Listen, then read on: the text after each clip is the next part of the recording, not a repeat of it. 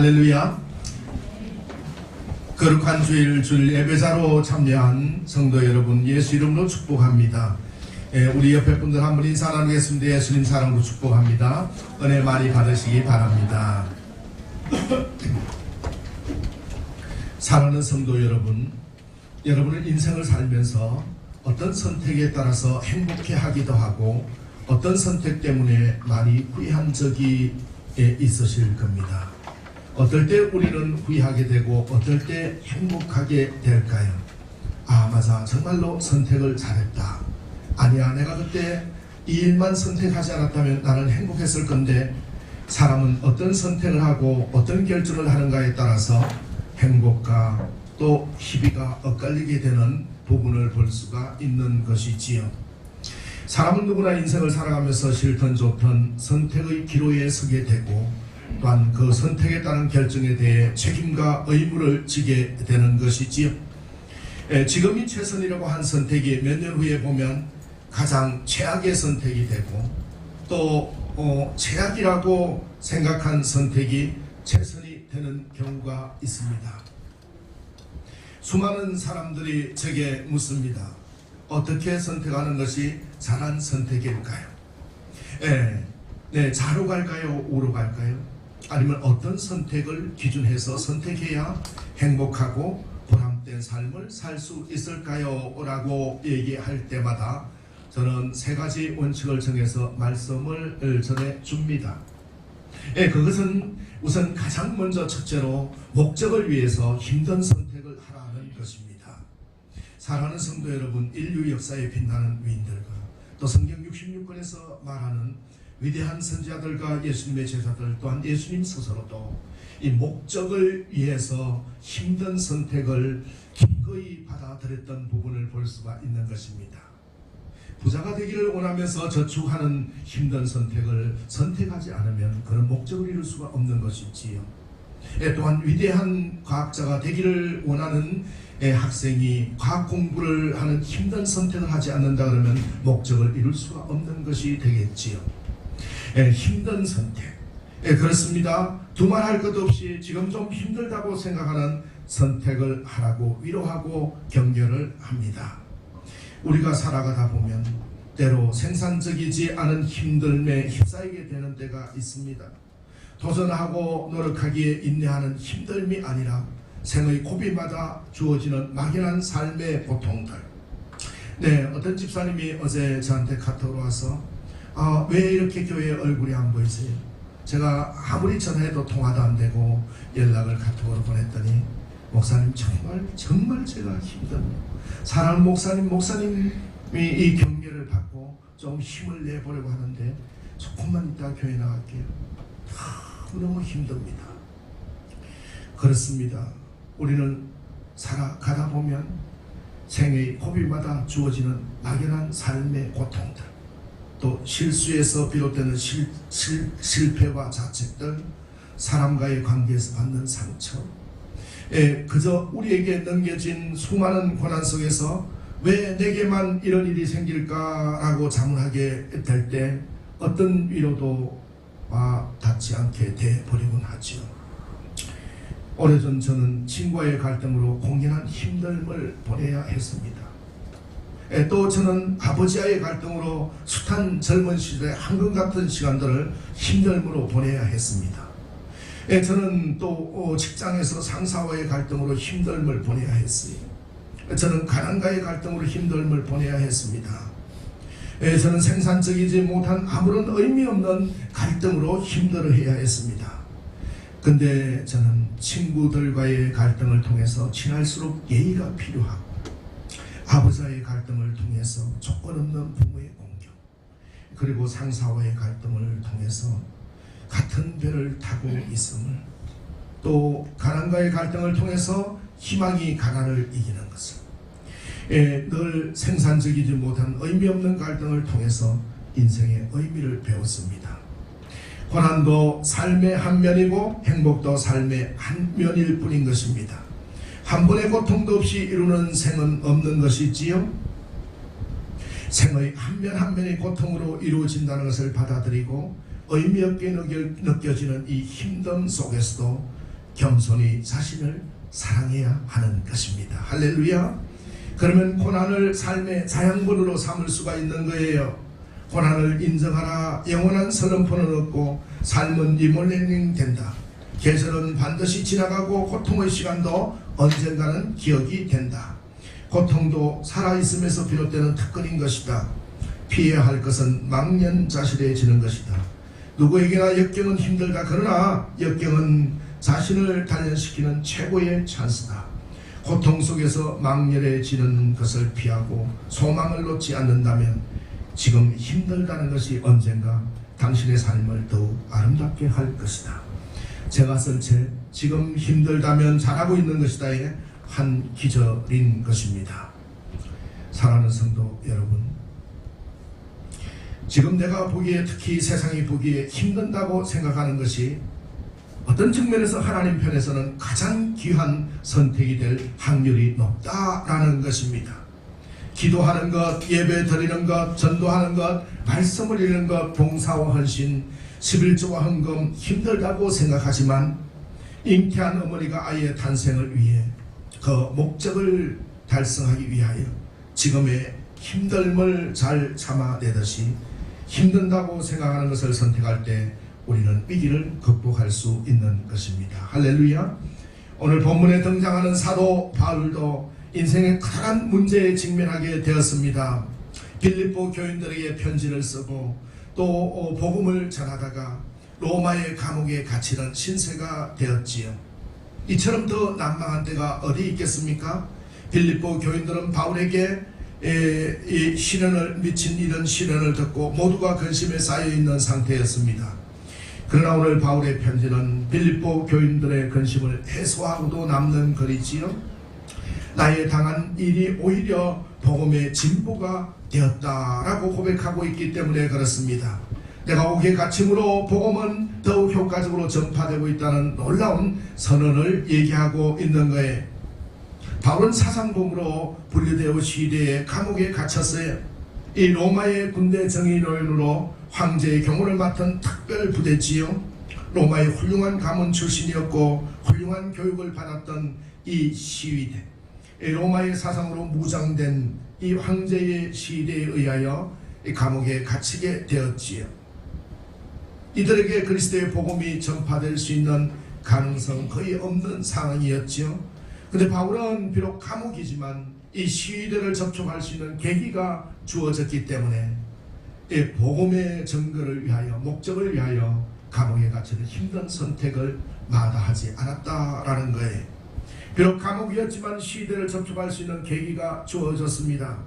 시위대에 갇힌 죄수는 4명이 한조가 되어서 사교대로 감시를 받았다고 하지요. 바울 곁에는 하루 16명의 시위대가 군인과 접촉할 수 있는 기회가 주어졌지요. 여기서 바울이 무엇을 했습니까? 바울이 예루살렘 성전에서 그리스도의 십자가 복음을 전하자 유대인들이 몰려나와 하나님을 모독하고 율법과 성전을 해방한다고 해서 성전 밖으로 끌어내고 폭행을 가해서 죽기 직전에 이르렀을 때 소돔의 소문을 듣고 로마의 천부장과 군사들이 출동해서 소요를 진정시킨 뒤에 바울을 부축해서 로마 감옥에 이송하게 되는 모습이 되지요. 복음 전파에 자신의 모든 것을 바친 사람, 이런 사람에게 6시간씩 조용히 만나는 이 시대의 군인들은 바울은 자신이 소유한 능력의 복음을 전하는 절호의 찬스였고 영적으로 이들을 정복해 나갔을 것이 분명한 것입니다. 옥에 갇히지 않았다면 접근조차 하기 힘들었을 로마의 귀족층들에게 복음이 전파되기 시작한 것입니다. 바울이 감옥에 갇히는 힘든 상황이 되었지만 오히려 이에 굴하지 아니하고 복음을 전했고 이 예수 그리스도를 증거하는 데 힘썼던 모습을 볼 수가 있는 거예요. 바울이 죄인으로 붙잡히게 됨으로 말미암아 시대에 복음이 전해지고 죄인으로 말미암아 재판 과정을 통해 복음이 많은 사람에게 증거되는 놀라운 역사가 일어났습니다. 만일 이곳에서 바울이 복음 사역을 열심히 한 자신을 옥에 갇히게 한 하나님을 원망하고 있었다면 놀라운 복음의 진보를 이룰 수가 없었을 것입니다. 바울은 복음 전파라는 목적을 이루기 위하여 감옥을 선택하는 힘든 선택을 한 것입니다. 사랑하는 성도 여러분, 여러분은 목표를 달성하기 위하여 온 힘을 쏟고 있지만 우리가 이 땅에 살아가는 하나님의 진정한 우리 삶의 목적을 위하여 얼마나 힘든 선택을 하고 계신가요? 그렇습니다. 우리의 목적과 연결되는지를 먼저 바라봐야 하지만 목적이 있는 하나님께 영광을 돌리는 게 인간의 이 땅에 존재하는 목적인데 그 목적을 위해서 우리는 어떤 힘든 선택을 했는가라는 부분이 있지요. 우리의 선택과 결정의 가장 첫 번째 근거는 목적을 위해서 힘든 선택을 기꺼이 받아들이는 것입니다. 힘들지 않고 이룬 목적은 없기 때문에 그런 거예요. 예수님도 인류의 구원이라는 목적을 이루시기 위하여 골고다 산상에서 그 힘든 길, 아버지여 피할 수 있다면 피하게 해달라고 기도하셨던 그 겟세마네 동산의 기도를 마치고 골고다 산상에서 십자가를 지시고 인류의 구원의 목적을 이루셨듯이 우리가 사업을 하는 목적, 우리가 공부를 하는 목적, 우리가 이 땅을 살아가는 목적, 우리가 돈을 버는 목적을 위하여 우리가 어떤 힘든 선택을 할 것인가를 결정해야 된다라는 것입니다. 배너라는 영화를 보면서 지루함을 못 이겨 잠을 자는 사람이 있고, 그러나 같은 영화를 보면서 감동의 눈물을 흘리는 사람이 있습니다. 이 둘의 차이는 무엇일까요? 그것은 영화를 바로 볼 수 있는 눈이 있느냐 없느냐 하는 차이입니다. 육신적으로 생각하면 지금 바울보다 더 불행한 환경에 처한 사람이 있겠습니까? 감옥에 갇히고 발이 새파요.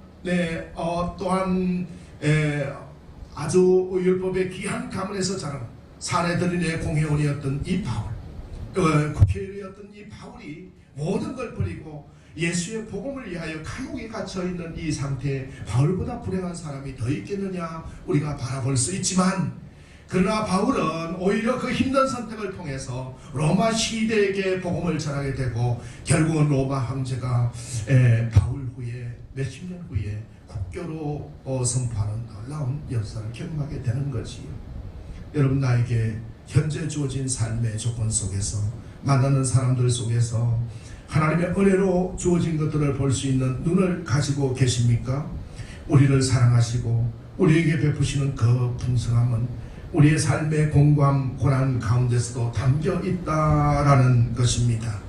여러분은 어떤 선택을 하고 있으신가요? 오늘 12절에 보면 형제들아 내가 당한 일이 도리어 복음 전파의 진전이 된 줄을 너희가 알기를 원하노라. 여러분, 목적을 이루기 위하여 당하는 그 힘든 선택을 오히려 진보를 이루는 복음 전파의 진전이 된 줄을 너희가 알기를 원하노라. 바울은 13절 14절에서 시대 안과 밖의 모든 사람에게 복음이 전거되어서 오히려 담대하게 겁없이 복음을 전하게 되었다, 이렇게 얘기하고 있는 모습을 볼 수가 있는 거예요. 바울의 현재 상태는 매여있는 힘든 상태예요. 그래서 나의 매임이라는 것은 사선에 얽매여 있다라는 거지요. 죄수로 있다는 것을 말한 거예요. 근데 오늘 본문에 보면 결박되어 수감되어 있는 것이 결과적으로 힘든 선택이 유익이 되었다라고 얘기하고 있는 거예요. 그 유익은 복음의 진전 때문이다라는 것이지요. 목적 때문에 우리는 힘든 선택을 해야 된다라는 얘기입니다. 복음의 진전을 위하여는 감옥에 가는 한이 있더라도, 내가 정직함으로 오해받는 일이 있더라도 조금도 두려워할 것이 없다라는 걸 얘기하고 있는 거예요. 복음 전파가 더 활발해졌다라는 겁니다. 바울 자신을 통하여 복음의 진전이 이루어졌습니다. 군인들에게 전도를 했다라는 것이지요. 시대라는 로마 황제를 지키는 뛰어나고도 고도로 훈련된 군인들, 간수가 죄수에게 복음을 전하는 것은 몰라도 죄수가 자기를 지키는 간수에게 복음을 전하는 것이 쉬운 일이겠습니까? 로마인이자 황제를 경호하는 부대의 병사들, 간수들 입장에서 바울은 얼마든지 무시할 수 있는 하찮은 유대인에 지나지 않았죠. 근데 그의 말을 귀담아 들어준다는 것은 결코 쉬운 일이 아니었을 것입니다. 바울은 어떤 방식으로 그들에게 복음을 전했는지는 알 수 없지만 시대 사람들에게 복음을 전했고 그 구체적인 결과가 드러났길래 오늘 13절에서 모든 시대왕과 그 밖의 모든 사람에게 나타났다라고 말하고 있는 거예요. 역사적 자료가 이거를 입증해주고 있는데, 역사가 요세푸스에 따르면 로마 황제 측근의 신자들이 많이 태어났다, 생겨났다. 또 네로 황제의 삼촌 도미티아누스 황제의 어머니와 딸, 고급 관리들 중 상당수가 신자였다고 기록하고 있어요. 이것이 바울이 시대 안에 갇혀서도 최선을 다하여 복음을 전한 결과 나타난 복음의 진전이었다라는 것이지요. 사랑하는 성도 여러분, 여러분은 목적을 위해서 어떤 선택을 하고 있습니까? 오늘 20절에 보면 나의 간절한 기대와 소망을 따라 아무 일이든지 부끄러워하지 아니하 지금도 전과 같이 온전히 담대하 살든지 죽든지 내 몸에서 그리스도가 존귀하게 되게 하느니 이는 내게 사는 것이 그리스도니 죽는 것도 유익함이라. 바울은 위기에 대해서 나는 기뻐하고 또 기뻐하리라, 주의 복음이 전파되기 때문에. 바울이 잘났다, 누가 잘났다, 나는 몇 명을 전도했다, 바울은 몇 명밖에 전도 못했다, 이런 것들이 무슨 소용이 있느냐. 그런 것들이 어떻게 되었건 예수가 증거되는 게 목적이 이루어지는 거기 때문에 나는 기뻐하고 기뻐한다라고 했어요. 사도 바울은 복음 전파의 진전이 일어나는 것, 바로 그것이 자신에게 유익이 되었다고 말하고 있는 거예요. 누군가의 실제적인 이득이 주어졌다는 거예요. 바울은 자신으로 인해서 다른 사람으로 인해서든 선한 뜻으로든 나쁜 뜻으로든 복음의 진전이 일어난 그 자체가 자신에게 큰 기쁨이라고 말하고 있는 것입니다. 사랑하는 성도 여러분, 우리의 목적이 올바르게 정해졌다면 그것이 비록 힘든 선택이라 하더라도 우리가 힘든 선택을 선택했을 때 날마다 행복한 결과가 있고 하나님의 형통이 있을 줄 믿습니다. 둘째로 바울의 선택의 원칙이 무엇이었을까요? 그것은 바로 그리스도에게 이익이 돌아가느냐가 우선 선택의 기준이었습니다. 사랑하는 성도 여러분, 우리가 크리스찬이라고 하면서도 우리의 선택이 그리스도에게, 예수님에게 이익이 돌아가느냐를 생각하지 않고 살아갈 때가 많이 있습니다. 그리스도에게 이익이 돌아가는 선택이 무엇입니까? 예수 믿음이 드러나게 되는 것이고, 정의가 드러나게 되는 것이고, 사랑이 전파되는 것이지요. 하나님의 법을 선택함으로써 하나님의 법의 공의가 이루어지는 것, 이것이 그리스도에게 유익이 되는 것이지요. 여러 술자리에, 회식 자리에서 내가 술을 먹지 않으므로 초신자들이 집사님이 술을 드시지 않으니까 역시 예수 믿는 사람 달라 해서 예수 믿는 용기를 가질 수 있도록 덕을 베푸는 것, 바로 그리스도가 드러나게 하는 선택이다.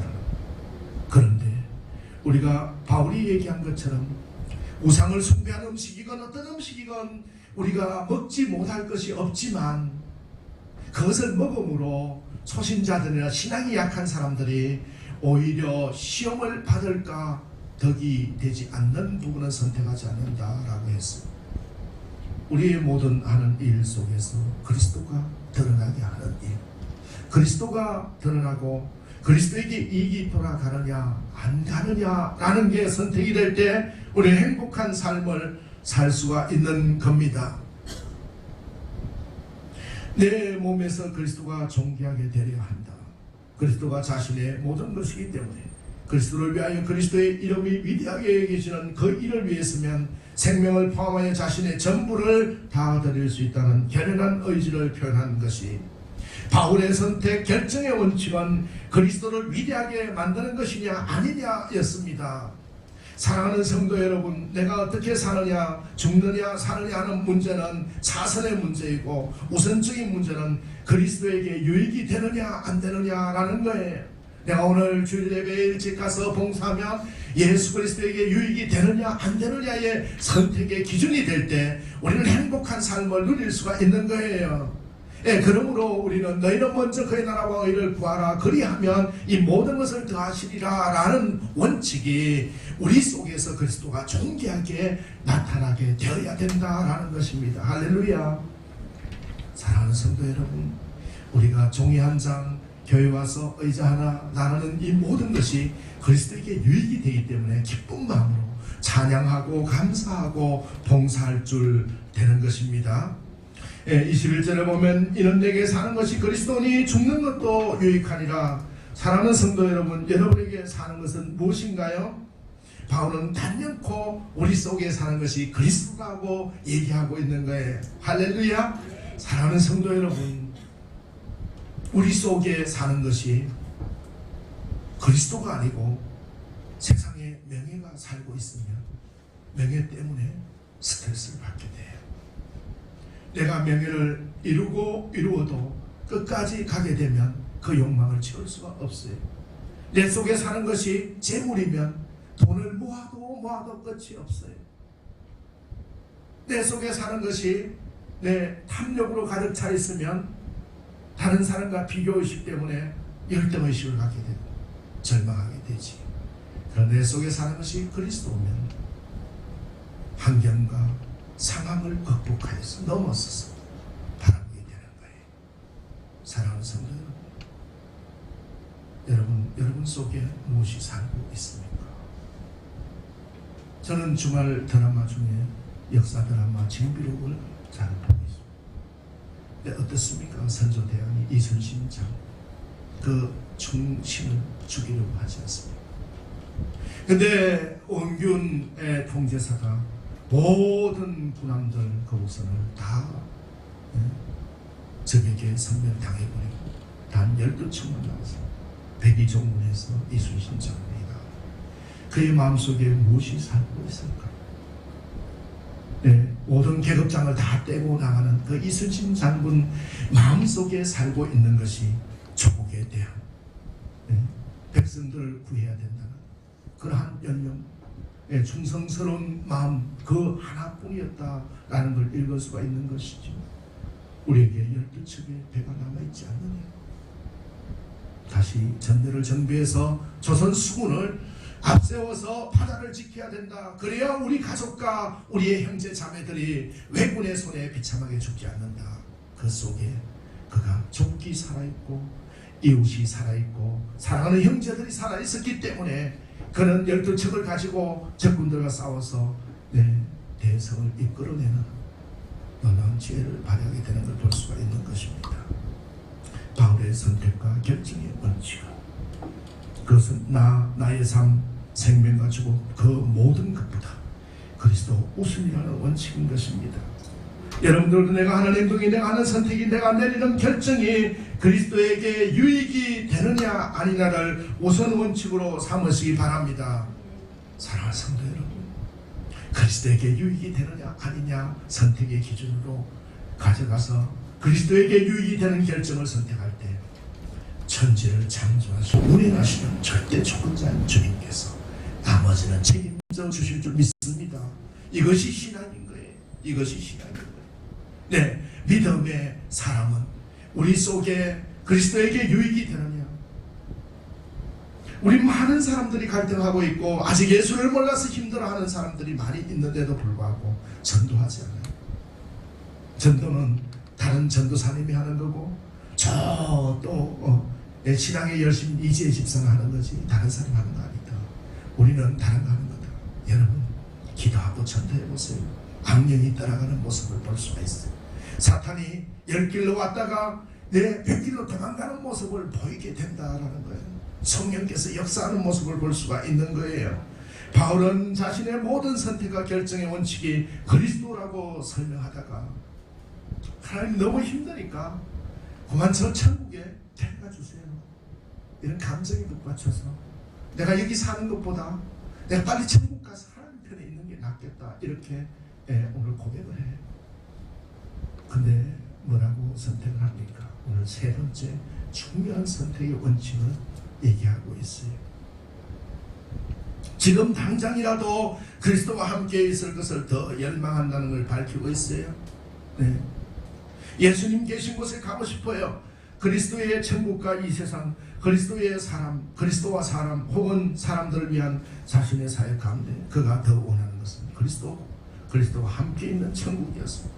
사랑하는 님을 그리하듯 본능처럼 사무치는 열망으로 소원한 것이 어서 빨리 천국 가고 싶은 열망, 하루라도 빨리 주님을 뵙고 싶은 열망, 주님과 천국을 향한 이런 열망이 있습니까? 사람을 가장 행복하게 만드는 것은 그리스도가 존귀케 되는 선택을 하는 것이, 내가 드러나게 하는 것이 아니라 그리스도가 존귀케 되는 선택을 했을 때 여러분 얼마나 행복한 부분을 느끼는지 몰라요. 여러분 한 주 동안 열심히 일하면서 한 사람은 전도하겠다고 그리스도가 드러나고 존귀하게 되도록 노력해보세요. 다음 주에 그분이 교회에 와서 기쁨으로 찬양하고 하나님께 영광 돌리는 모습을 봤을 때 여러분 하나님이 하늘문을 여시고 어떻게 축복하고 우리를 인도하시는가, 우리의 영적 영역이 얼마나 강해지는가를 볼 수 있어요. 날마다 그리스도가 드러나는 생활로 승리하시기를 예수 이름으로 축원합니다. 세 번째 바울의 선택과 결정에 있어서 원칙은 뭐예요? 교회와 성도들의 유익이라는 거예요. 교회와 성도들의 유익.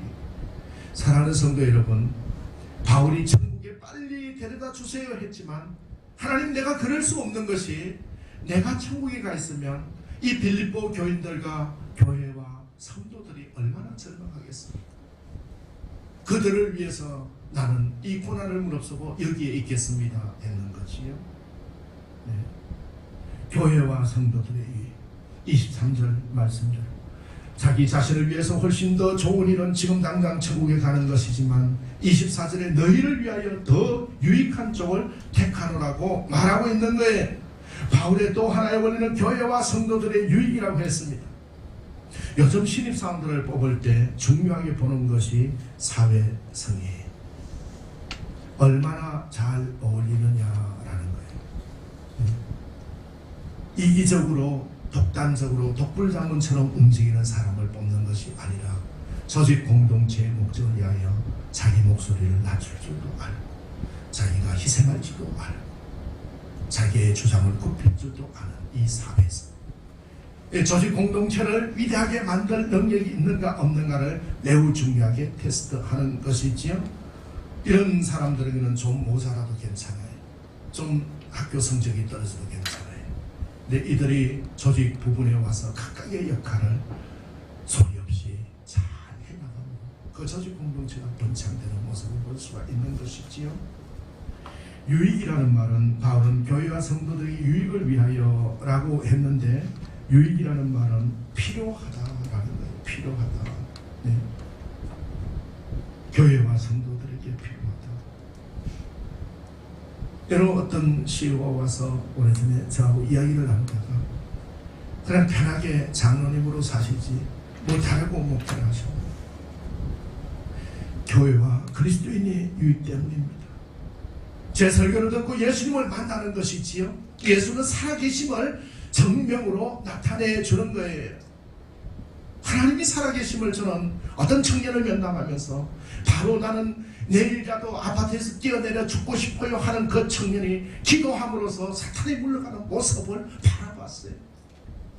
그런 목회자가 목회는 하나님이 살아계심을 바로 눈에 보이는. 그런데 그런 아이들이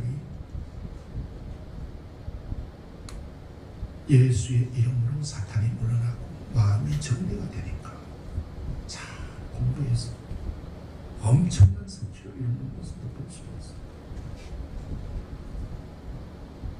그런 아이들이 우리 교회는 안 나왔지만 방학이라고 미국에서 돌아와서 목사님 인사를 드리겠다, 뵙겠다, 오겠다. 얼마나 감사합니다. 사탄의 권세를 물리칠 수 있는 권능을 하나님께서 믿는 자들에게 주셨거든요. 우리 속에 교회와 성도들을 위한 마음이 넘쳐나면 교회는 부흥되게 되고 사탄의 역사는 멈추게 되어 있는 거예요. 하나님의 역사가 임재할 줄 믿습니다.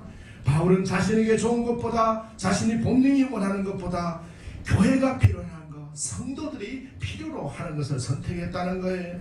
바울은 본능적으로 간절히 천국에 가는 것과 천국에서 예수님 만나는 것을 갈망했지만 교회와 성도들이 자신을 필요로 했기 때문에 최종 결론은 항상 그들이 원하고 필요하는 것을 따를 수밖에 없다는 것을 밝히고 있는 거예요. 여러분, 직장 생활을 오랫동안 잘 하려면 어떻게 해야 되는가 라고 묻는 청년들에게 저는 이렇게 합니다. 본인의 성공을 위하지 말고 타인의 성공을 위해서 일해라. 그러면 직장 생활을 오래 할 거다. 고린도전서 10장 24절에도 누구든지 자기의 유익을 구치 말고 남의 유익을 구하라 라고 했어요. 성경 역시 읽고는 얼마나 감사한지 몰라요. 남의 유익을 구하다 보면 여러분 결국 내가 성공하게 된다라는 거예요. 얼마나 귀한 말씀입니다. 그래서 우리는 고객만족, 고객감동 얘기하는데 사실은 성경에 다 있는 말씀이에요. 다 있는 말씀이에요. 남의 유익을 구한다. 어떤 땅을 하나 살라 그러면 그 어떤 사장님을 CEO는 발로 여러분들을 다니고 인터넷 다 검색해가지고 그분의 입장에서 남의 유익을 위해서 이런 땅이 있습니다 하고 얘기하는 사람이 있는 반면에 또 남의 유익이 아니라 내가 그 발품 파는 게 싫어가지고 내 편한 대로 결정하다 보면 지속적인 경영, 지속 가능 경영이 이루어지겠느냐라는 것이지요. 그러므로 우리는 이 바울에게서 배워야 되는 것이 무엇입니까? 네, 교회와 성도들이 자신을 필요로 할 때 우리는 그들이 원하고 필요한 것에 따를 수밖에 없다는 것을 밝히고 있는 이 부분처럼 우리 선택의 우선은 조직 공동체, 우리를 필요로 하는 곳을 우선적으로 둘 때 날마다 승리할 줄 믿습니다. 사랑하는 성도 여러분, 그래서 우리는 항상 그런 거예요. 우리 자녀들에게 회사에서 엄마 아빠 주려고 뭐 가져오지 마라. 저는 항상 이렇게 얘기해요. 또 저 해에 가서 여행 갔다 올 때도 엄마 아빠 주려고 뭐 선물 사고 하지 마라. 항상 조직 공동체만 생각. 모든 것들이 이웃을 생각하고 내 우선적으로 생각하지 마라. 여러분, 이기적인 사람들이 얼마나 우리 역사상에서 절망적으로 몰락했는지를 볼 수가 있는 거예요. 공동체 이익을 추구하다 보면, 유익을 추구하다 보면 결과적으로 나의 유익을 얻게 되는 모습을 볼 수가 있는 거예요. 누구든지 자기의 유익을 구치 말고 남의 유익을 구하라.